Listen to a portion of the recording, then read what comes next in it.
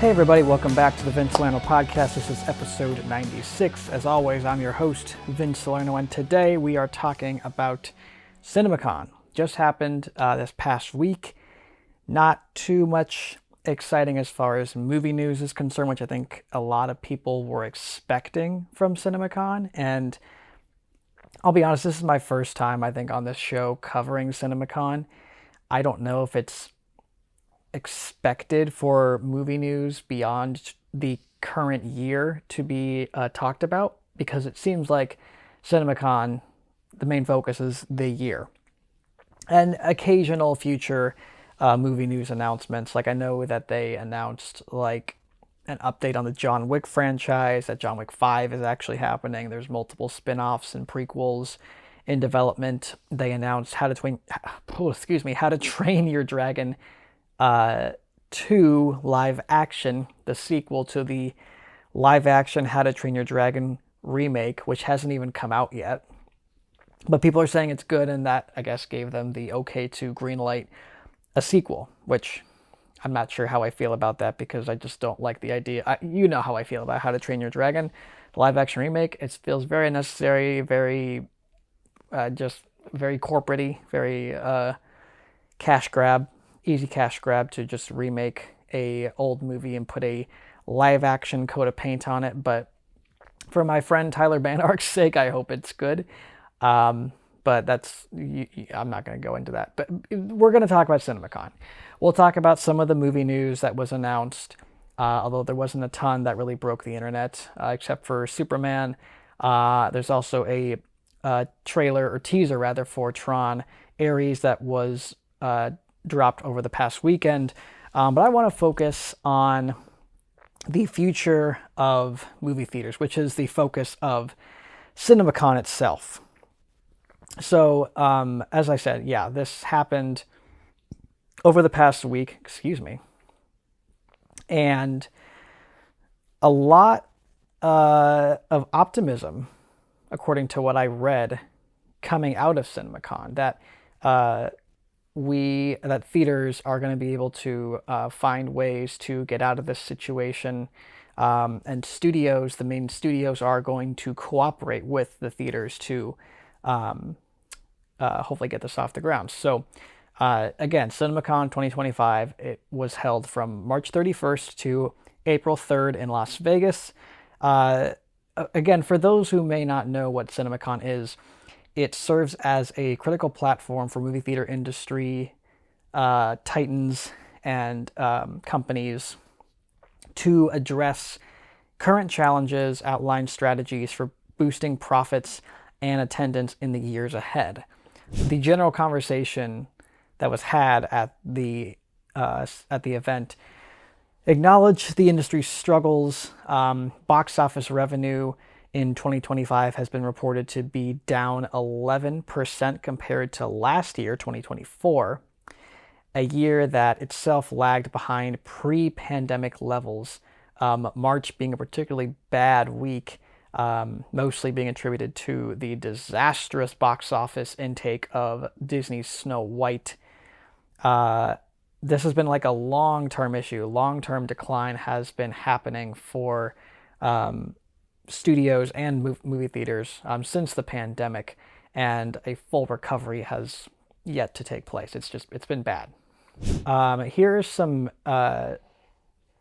pointers that they were talking about that could increase profitability and just increase audience attendance for theatrical releases. So the first is extending theatrical windows, which I'm actually a really big fan of. So I'm glad this was being discussed. So a central point of the discussion was the theatrical window, the period of exclusivity between films before they hit streaming or DVD or just home entertainment. So pre-pandemic, before COVID, this was an average of 90 days. This is a 90-day period where movies were in theaters before they would drop on streaming or head to DVD. And over the course of the pandemic, that has shrunk to a 35 to 45 day window, more or less. During COVID, it was, I think, even less than that. I think it was like a 17 to 31 day average, which just is not enough time, I think, for studios to properly recoup their losses. If you think about the length a movie is in theaters, I remember when like there were dollar theaters that would play movies that had been out for a while, that maybe studios still wanted to capitalize on box office but wanted to sell tickets at a very, very low price. I remember like going to these like dollar theaters, oh gosh, like back in the like when I was a kid, and I would see like two or three movies a day. Not a day, two or three movies in a day. I particularly remember, I think there was a time when I went and saw like Shrek 2 and I don't know, like Night at the Museum or something. I don't remember when those movies came out, but you get the point. I think they were like, tickets were like $2 to $5. It was just incredibly convenient for a kid like me who loved going to the movies, and convenient for families who wanted to take their families to the movies, or maybe they missed out on a film when it came out in theaters. Ticket prices were expensive, and it goes to these like dollar theaters. I don't even know if some of them are still around. I haven't seen or heard about many dollar theaters still existing. I know there was one in Omaha, or a couple in Omaha growing up, but I just don't know if they exist, sadly. I wish they'd bring them back though, because it was quite convenient. A lot of studios have talked about the importance of increasing the release window. Now, there was a executive, the president and CEO of Cinema United, Michael O'Leary. He proposed a 45-day minimum starting out, which is a huge increase from the 30 to 40-day minimum, but getting close to the 90-day release that we were once at. I think CEO Adam Aron, he's the CEO of AMC Theaters, he echoed this call. He even advocated for a 60-day release window, which is even better. So I'd say if 45 is the baseline, and you have like a 45 to 60-day release window, I think that is a pretty good start. I think there's also a conversation. I'm sure some people are concerned about when things will go to streaming, when things will go to DVD, physical media release. Look, I think we got to train people to stop expecting things to go straight to streaming. That is what's killing the theatrical experience. Streamers, they are there for our convenience, but they should not be the expectation. I'm not a fan of our streaming focused culture right now. In fact, I think I've already said it, that is one of the main elements that is killing the theatrical experience. So if we can train audiences to take a chance on going to the theaters and reward them with lower prices, I think streaming will just be the new home video platform that people expect to see these things on when they go to streaming, instead of expecting them to go to streaming sooner than later and just watching it then. Now, there seems to be a newfound sense of allyship between the studios and the exhibitors. During CinemaCon, both sides recognize that there needs to be a revamping of the theatrical business model. There needs to be more theatrical releases, rather a more diverse array of films coming out. It can't just be these big, overblown, 200 million plus budget blockbusters coming out every year. We need more mid-budget movies, and we need more mid-budget movies that will actually bring in people. I think back to the times when like movies like I don't know, Good Will Hunting. I feel like the Oscar films, the movies that get nominated for Oscars these days, nobody's watching. Nobody's seeing. I don't know a single person other than my cinephile fans or filmmaker fans who've seen movies like Anora. Most people don't watch these films. And maybe this is more of a more broader issue with the Academy and all that, but I think we need to bring those movies back and into the forefront. Like these big blockbusters and superhero films and science fiction, action, adventure films, they were in the cultural discussion back in the day, in addition to these more mid-budget, more small, I don't want to say smaller, but just more intimate movies that were about slice of life things, but they were just well made. They were fun. They were entertaining. I think we need to get back. We need to get more of those, and so that we don't feel like the cultural conversation is just about superheroes and blockbusters. Because don't get me wrong, I love my superhero movies. I love my blockbusters. It's an arena I'd love to play in one day, but we need those smaller films. We just do, and we need studios and theaters to create a environment where those films have a solid chance to thrive and will not get buried by these giant tentpole movies. One issue that also came up is ticket prices. Ticket prices have risen from my stats here say from $5.39 in 2000 to $11.75 in 2022, and I think that's pretty accurate to where we're at right now. Ticket prices tend to average between $10 to $12, which is ridiculous. I mean, just thinking that tickets were $5 almost 25 years ago is crazy to think about. Crazy. That's a short amount of time for tickets prices to soar like that. They need to go way down. I mean, at max, I think a ticket for a average showing of a movie should be no more than $10. I really don't think it should be any more than that. CEO of AMC, Adam Aron, suggested dynamic pricing. And by this, he means raising prices during peak times and lowering them during the off-peak periods to balance profitability and accessibility, which I guess he means by that, he's saying during like the summertime, during the hot blockbuster season, raise the prices, and maybe during the slower off seasons, lower the prices. I don't know if that's the best idea. I think people just want ticket prices to stay the same way. If you're going to charge more for a IMAX or a Dolby Atmos or a 4DX showing, I don't have a problem paying extra for that. Not at all. I mean, it depends on how much you're asking extra. I'm not going to pay $20 to go see a movie in IMAX. Honestly, I think I'd rather pay $15, which is what I used to pay growing up. I don't think fluctuating the prices constantly is the solution. Now, if it's like $1.50 difference between like a mid-budget movie and a blockbuster, especially during the summertime, maybe I can get on with that. But I don't think fluctuating the ticket prices is the way to go. So those are the issues I think that are the most pressing when it comes to increasing profits and attendance in theaters. I'm not an expert.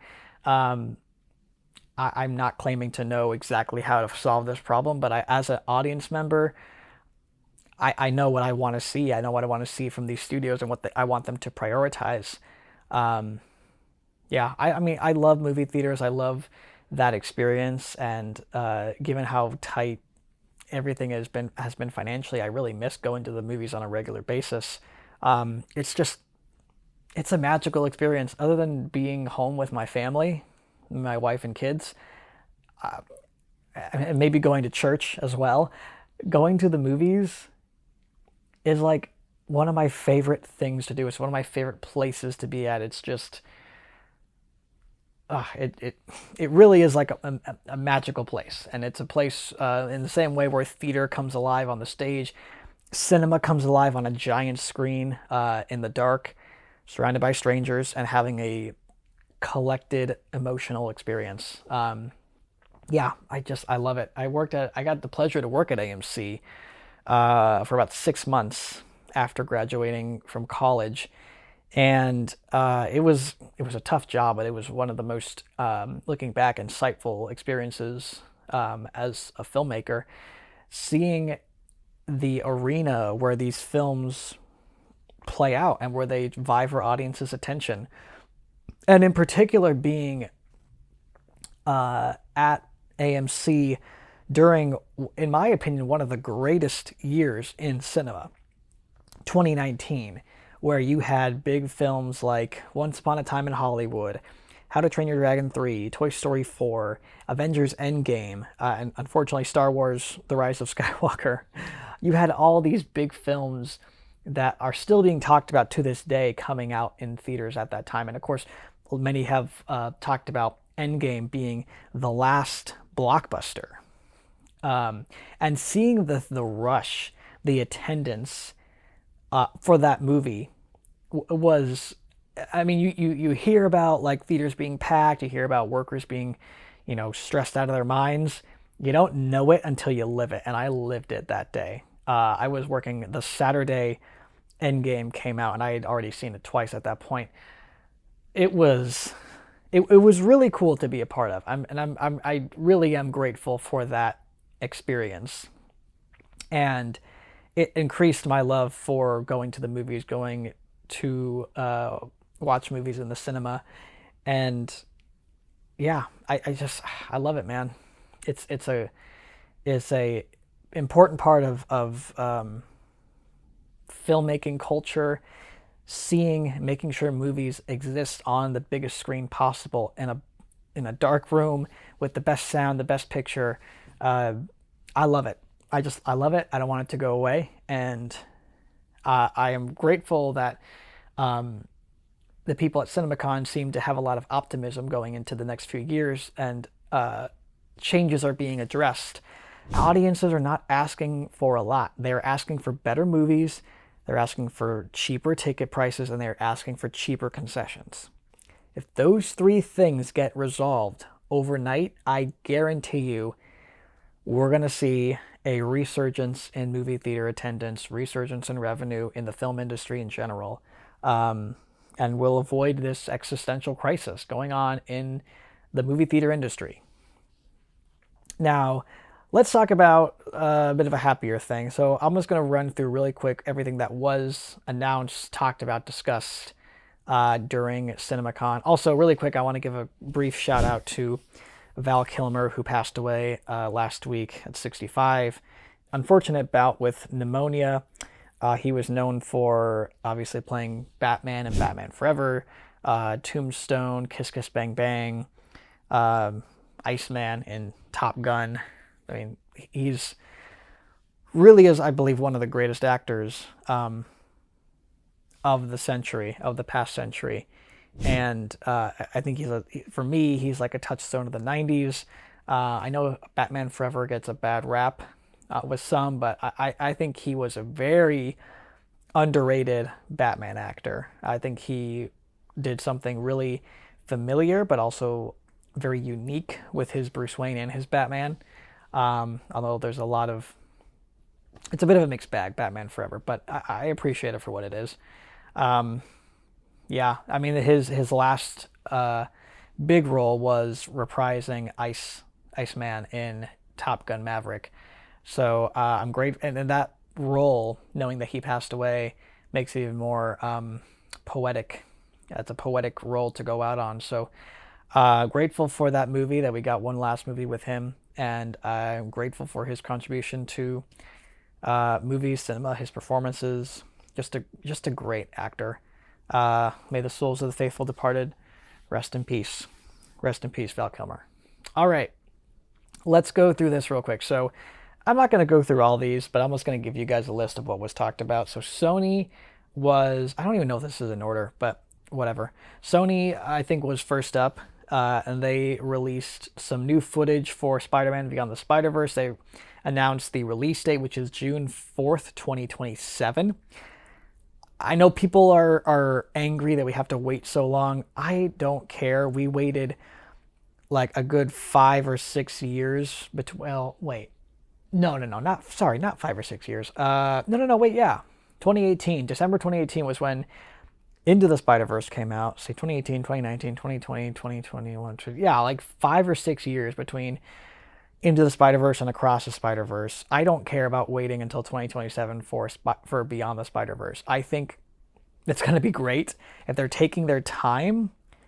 all the better for it. I think we got to get back to a time when we don't expect blockbusters or sequels to come out a year after the previous film came out or 2 years after the previous film came out. I just think that's crazy, especially when it comes to the quality being affected. So if this means a better movie, I'm all for it. Next, we finally got a title for Spider-Man Beyond the Spider-Man 4 with Tom Holland. The film will be called Spider-Man Brand New Day. They revealed this snazzy new logo, which kind of has a similarity to a more modern Spider-Man comic book title. I'm not a huge fan of the logo, that particular logo at least, but I appreciate that they're kind of ripping off the comic book branding. I have heard some mixed responses to using the title Brand New Day. I don't have any context because I don't know what the story is, what it means thematically. So once we get those details, I'll have a better idea of if that's a good title or not. But I like that it's not a homecoming title. So I'm all for it. Spider-Man Brand New Day. Let's go. There was a new trailer released for the Karate Kid movie, Karate Kid Legends. This looks like a great movie. I'm really into the new lead's story, his struggles, and that they're tying it so intrinsically to Jackie Chan's Mr. Han from his Karate Kid movie, and that they're crossing it over with the mainstay franchise, the original Karate Kid with Daniel LaRusso, and they're bringing both those universes together. So it's like the ultimate Karate Kid crossover movie. I haven't finished Cobra Kai yet. I'm gonna finish Cobra Kai one of these days, but this is a slam dunk movie for me. I don't really have any notes or any comments other than just I can't wait to check it out. I'm very excited for it. They talked about a movie called A Big Bold Beautiful Journey. Also, the 4 Beatles movies that are coming out. These are 4 movies. Each one is supposed to basically be a biopic of each Beatle. So they'll all kind of form one cohesive cinematic experience, and they're all going to be released within like the same month in 2028. I believe they're all coming out in April. I don't know if that's going to work, but we'll see. We'll see. But I'm excited for a Beatles biopic no matter what. So that should be fun. I think Sam Mendes, who did Skyfall, is directing it. So that seems like a slam dunk to me. Lionsgate came out with a slew of announcements for the John Wick franchise. So they announced that they showed a trailer for Ballerina, the Ana de Armas spinoff. They announced that John Wick Chapter 5 is officially happening. Chad Stahelski and Keanu Reeves are both coming back to direct and star. They were trying to figure out a story for John Wick 5, and they just couldn't figure something out, and now they finally cracked the story, so they are definitely going to make a 5th one, even though he died. Sorry, spoilers, in John Wick Chapter 4. It'll be interesting to see how that is addressed. Also, Kane, who was a character introduced in John Wick Chapter 4, played by Donnie Yen, he's getting his own spinoff. Donnie Yen is writing and directing that spinoff. That'll be interesting. I'm a huge fan of Donnie Yen. I think he was IP Man, right? That was him, Ip Man. Pretty sure that's him. I think he wrote and directed those movies and starred. Great. I'm all for it. There's also an animated prequel film that will follow John before the events of the first John Wick movie. Cool. Great. This is an exciting new franchise, and I'm happy to see it flourishing. I just hope we don't get too many crazy spin-offs that nobody wants, but Kane is definitely one that I would love to see. Cool character from John Wick 4. If the ballerina one takes off, then it'd be cool to see how she gets integrated into that film. They talked about The Housemaid, Hurry Up Tomorrow, which is The Weeknd's new movie. I've been trying to stay spoiler-free about that, but I'm excited. I'm excited to see that movie. The Strangers Chapter 2. They announced that Now You See Me 3 is coming out soon. It'll be called Now You See Me, Now You Don't. And also Now You See Me 4 is in development, which is crazy because I thought it was crazy that we even got a Now You See Me 3, but now we're getting a Now You See Me 4 already. So crazy.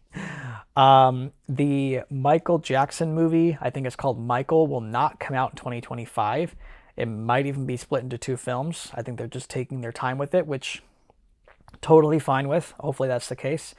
Hunger Games: Sunrise on the Reaping is in the works, which is the adaptation of the latest book that came out. I have not been following the Hunger Games franchise since the main franchise ended, so whatever, good for them. I think I've heard that Jesse Plemons and Kieran Culkin, Ray Fiennes are all in talks to be in this new movie. There's a younger actor being talked about to play Haymitch. Good for them. I'm curious to see what happens. I just don't have any interest in this franchise anymore. I love those first three books. I just haven't gotten into any of the new stuff, so it is what it is. They talked about The Long Walk, Good Fortune, Power Ballad. I don't know what these movies are, but they talked about them. Warner Brothers came out with a extensive look at James Gunn Superman. There was a trailer shown and a sneak peek. A lot of people thought there was going to be more DC news talked about, like they thought they were going to reveal Batman, the actor who's playing Batman, and like other stuff about the slate, and none of that came out. So that made me think, like, okay, everyone's talking about like, oh, we're going to talk about Toy Story 5, we're going to talk about Batman and all that. It's like, where are you getting this? Because it looks like they're just talking about things coming out this year and possibly next year. I will say Warner Brothers dipped into next year a little bit. They did talk about Formula One, which is the new John Krasinski racing movie, which looks like Top Gun with cars, starring Brad Pitt. It's supposed to be another Top Gun as far as its cultural impact on the summer. So I'm hoping so, because I love Top Gun Maverick, and if Formula One is anything like Top Gun Maverick, we're in for a real treat. One Battle After Another. This is the new Paul W. Anderson movie, right? Or is that I can't remember these people. The guy who directed There Will Be Blood. I forget. I'm getting him mixed up with the Resident Evil director. I don't think they're the same guy. I saw the trailer for this. I don't know if it looks like my cup of tea, but could be an interesting watch. They talked about Final Destination Bloodlines, which is supposed to be like a legacy sequel-esque Final Destination movie. I don't know. Never seen this movie. Don't care. They talked about Weapons, which has been... I don't remember who's directing that, but I know that's been a highly anticipated film for a while. The Cat in the Hat movie, which I'm very excited for. Love Cat in the Hat. They talked about The Bride, which is a twist on Frankenstein or something. I have not looked into these movies extensively. Disney talked about Thunderbolts, the live-action Lilo and Stitch movie, Elio, The Fantastic Four, Freakier Friday, Predator, Badlands, Zootopia, Fire and Ash, Avatar. Really copy, like, people are saying this movie is going to be better than the first and second movie, and it's going to be gorgeous. I tend to agree, because I don't doubt James Cameron. I know the Avatar films have not been the most engaging emotionally. Like, the characters aren't that interesting. At least the second one, they kind of were, but we'll see. I don't doubt James Cameron. He's never let me down. As much as I have criticisms about the Avatar films, they are entertaining in their own right. And again, I said there was a trailer for Tron Ares. We will circle back and talk about that in just a second. Paramount debuted new looks at Children of Bone and Blood, or Blood and Bone, whatever. Heart of the Beast, the untitled Trey Parker, Matt Stone, and Kendrick Lamar musical film. Sonic 4 was mentioned. Scream 7 was mentioned. The Avatar Last Airbender animated sequel film will be called The Legend of Aang, The Last Airbender. Very excited for that film.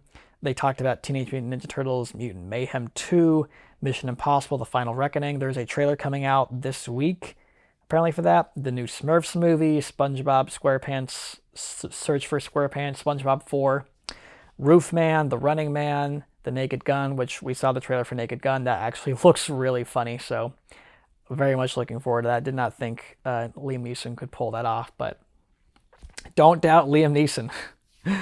And then Universal Pictures talked about Wicked for Good, Jurassic World Rebirth, Him, Megan 2.0, The Bad Guys 2, Nobody 2, Five Nights at Freddy's 2. There was a trailer release for that movie. The Black Phone 2, Soulmate, which is a spin-off of Megan, the Phoenician Scheme, a movie called Bugonia. No idea. So that's kind of a rundown of most of the movies, not all the movies that were discussed at CinemaCon. Again, I don't have too much interest in most of these. Sony had a pretty good panel from what I saw. I think I had false expectations that we were going to get reveals for movies coming out, not just this year, but next year. They talked a little bit about Avengers Doomsday at the Disney panel. They talked about how the Avengers, the Wakandans, the Fantastic Four, and the original X-Men are all going up against Doctor Doom, which is like, no duh. I'm sure that's all they wanted to reveal, and that's totally fine. It just really doesn't have much weight at this point because it's like, who are the Avengers? And I know we're going to find out in Thunderbolts and in Fantastic Four, but I just like, it's really hard to get excited for these films when we just don't know who the Avengers are. And that's not an issue I had until after I saw Captain America: Brave New World, because even after that movie, as Sam was like, "Oh, we gotta rebuild the Avengers," the movie ends with like no indication that, I mean, you believe the Avengers are gonna get rebuilt, but like I thought there would be some sort of cool post-credit scene showing at least a soft or a starter pack of the team, but it really is, it's just Sam and Torres, whatever his name is. So yeah, anyways, not to harp on the Avengers or whatever. So yeah, so CinemaCon, it was fun. I'm sure it was fun for all those in attendance. But nothing too exciting except for the Sony panel where they talked a lot of Spider-Man and the exclusive look at Superman and the Tron Ares trailer, at least for me personally. Those are the things that excited me. So let's talk about the Superman first look, because that came out first. So this was an exclusive clip shown to the attendees only. It was basically an extended look at the scene where Superman crash lands in the snow. Crypto comes to rescue him and pulls him to what we assume is going to be the Fortress of Solitude, which, as we see in this clip, that is exactly where he's taking him. I think this was just meant to be a CinemaCon clip because it leaked like 2 or 3 days after the event. And almost immediately, Warner Brothers put the clip out officially in its entirety on their social media. So that might have been a James Gunn call to where he just doesn't want to deal with the leaks. A bold strategy. Let's see how it plays out. I don't know if I wanted to see this clip so early. I know I could have chosen not to watch it, but very hard when your most anticipated movie of the year is Superman. So no, I watched this clip. I reacted to it. You can go check out my reaction on my YouTube channel. I like it. If this is the opening scene of the movie, I really like it. I think it establishes some very important things when it comes to Superman himself. First off, he is not indestructible. He's strong. He's hard to beat, but he's not indestructible. And I really want to know who he was fighting in that scene. Was he fighting a familiar villain? Was he fighting that kaiju monster? Are we gonna know who he was fighting, or was he just getting out of a bad situation and that's it? Like, it was handled, it's taken care of, we don't need to know. That interests me, because like, who is strong enough to beat Superman to a pulp where his lungs, his intestines, his abdomen, his bones are just like, he's broken. He starts the movie broken. Which, again, James Gunn has said, like, this is an analogy for our country right now, and that America is broken and fractured, and hopefully by the end of the movie we have a Superman who has united the people and brings everybody together, because that's what I've always said. If this core message that James Gunn is trying to push of unity, despite our differences, if that is the core message of Superman, I'm all for that, because that's just that's just my mentality over these past 2 or 3 years with our over politicized media and all that. Is I stand by my values, my core beliefs, my politics, my religious beliefs, but I want to agree to disagree. I want to have open discussions. I don't want to just start throwing stones at people who I just don't want to be a part of the angry vitriol between people. I want to be part of having conversations and trying to bring unity, you know? And I think this movie is going to speak to hopefully myself and a lot of people who feel the same way. Getting back to the film, or the clip, Crypto comes in and just like pummels the crap out of Superman. In his broken body, he's writhing in pain. It reminded me of my old dog. My old dog used to have a very rambunctious, just unfocused energy, and it made him a very frustrating pet to have. I still loved him, but those types of pets are hard to have because they're just an unfocused ball of energy and they don't know how to sit still for a second. So I found that to be fairly relatable. And then we get the Fortress of Solitude reveal, which I thought was fantastic, very indicative of the Christopher Reeves era, the comic books. I love that, glass crystal-like structure. It's just very indicative of Superman. The automatons, the robots that serve Superman, so cool. Love it. Awesome. I love that they're like this one-eyed kind of retro-y creation. Like they look like they're ripped out of a comic book. I love the very refined looking numbers they have on their chest and all that. Just aesthetically fantastic elements and just something like we've never seen before. Like it was very easy for them, I think, to have gone like a very generic route with the robots, but to make them very kind of throwbacky. I love it. I love this whole scene, the whole trailer, not the whole trailer, the whole clip just did a great job of like establishing that this is going to be a very different Superman, in that it's really, unlike most comic book films, I feel like really honing in on the fantastical elements. Like in this trailer, in this movie, you're going to see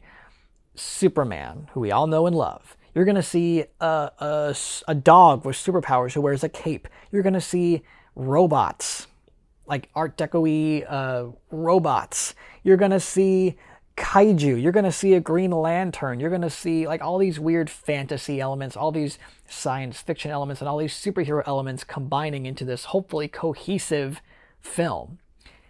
And it's just, as a Superman fan, as a fan of what I've seen visually in the All-Star Superman comic, it's very exciting. So I remain excited, I remain optimistic. I love the few frames we got in this trailer. We got to see Lex Luthor speak. He didn't say anything. He just said, he's back! And I don't know, that was kind of exciting. I'm really excited for this movie. Can't be more excited. I'll take that second trailer, James Gunn, whenever you're ready to release it, because I'm on the Superman hype train. Let's go. Last but not least, let's talk about TRON Ares. So a trailer for the third film in the TRON franchise, TRON Ares, was released on Saturday. This is, again, the third installment. Long awaited, long in development. Started out as one thing and has morphed into something sort of similar but very different, which I love and don't love. So this centers on a program named Ares, played by Jared Leto, who wants to come from the grid to the real world, and he does. And it's hard to tell if he is like the leader of the bad guys in the grid, or if he is a defective bad guy, or what's going on, or if he's an anti-hero. It's really unclear, but he's red, so it makes you think he's a bad guy, and he's bringing in a lot of light cycles and recognizers and other programs and crafts into the real world. And it's a full-blown invasion. It's humanity versus the grid, and it's as exciting as you'd expect. But I gotta be honest, it's not as exciting as being in the grid. And I feel like this was made to for just to like keep the film small.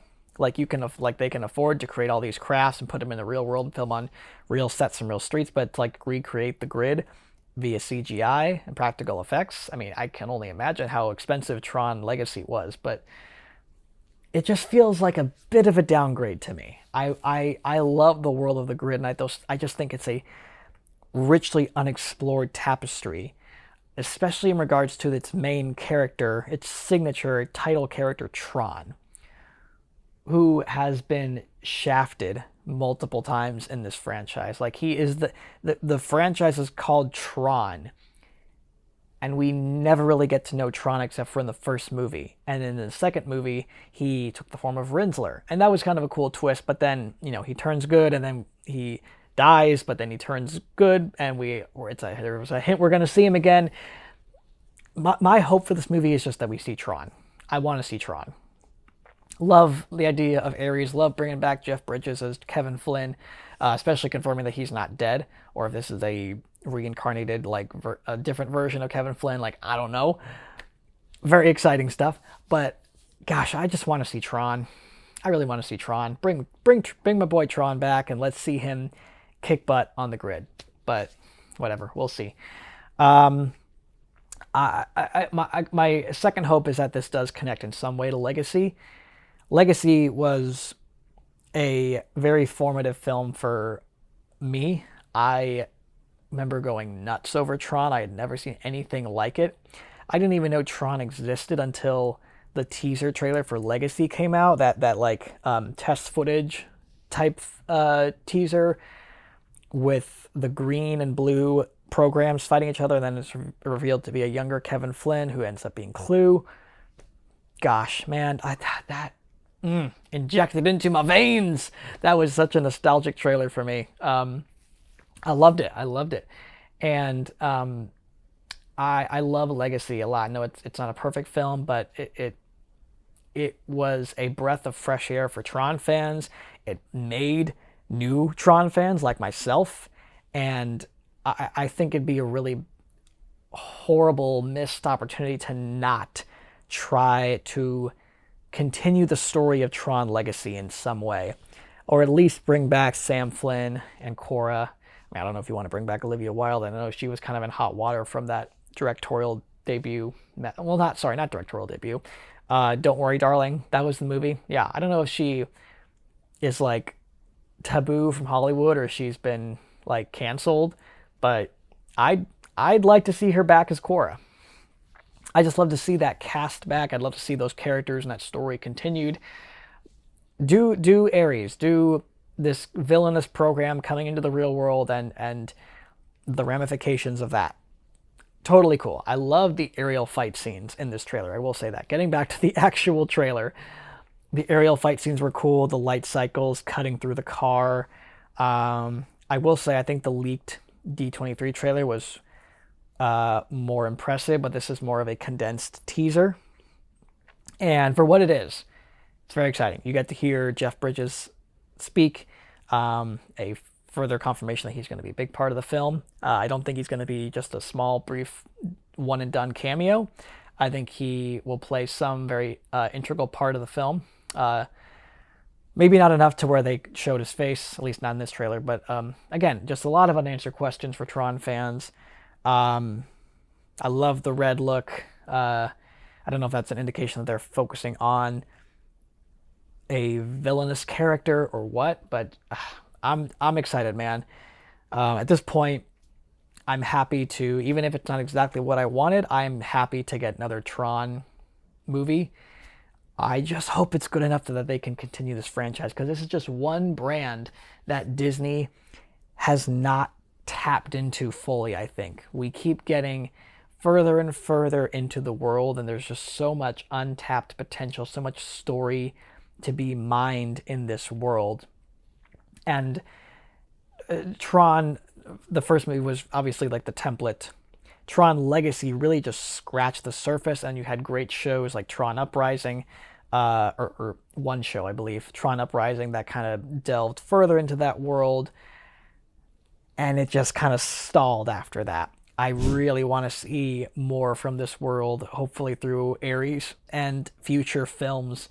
We can see more from this very rich, very just awesome world. I just think we need to get more Tron movies. Here's hoping. But for now, I'm happy with Tron Ares. Very excited for this. I believe it comes out in November, if I'm not mistaken, because Disney's also releasing Avatar 3 in December, so that'd be a conflict of interest if those two films were right up against each other. So, yeah, I'm excited. But I'm excited. So, we'll see where it goes. And that's it. That's all we got today, guys. Yeah, CinemaCon, Superman, Tron, Ares. Thank you guys for watching. And again, if you have any comments or thoughts on the future of movie theaters or what needs to happen to improve the movie theater industry, I'd love to hear your thoughts. So comment below if you want to share your thoughts on that. Next episode is going to be a really special one. I don't want to say too much about it, but I'm going to be going through an old movie that I grew up with somebody who means a lot to me. So it'll be a special guest episode and something I haven't really done before on this podcast. So I hope you guys enjoy it. You'll find out what it is soon enough. Thank you guys for watching and listening. Hope you enjoyed this episode. If you did, hit that like button and subscribe to my YouTube channel. You can check out my short films and other episodes of the Vince Salerno podcast. I will see you guys next time. Have a fantastic day and a fantastic week. God bless and peace out.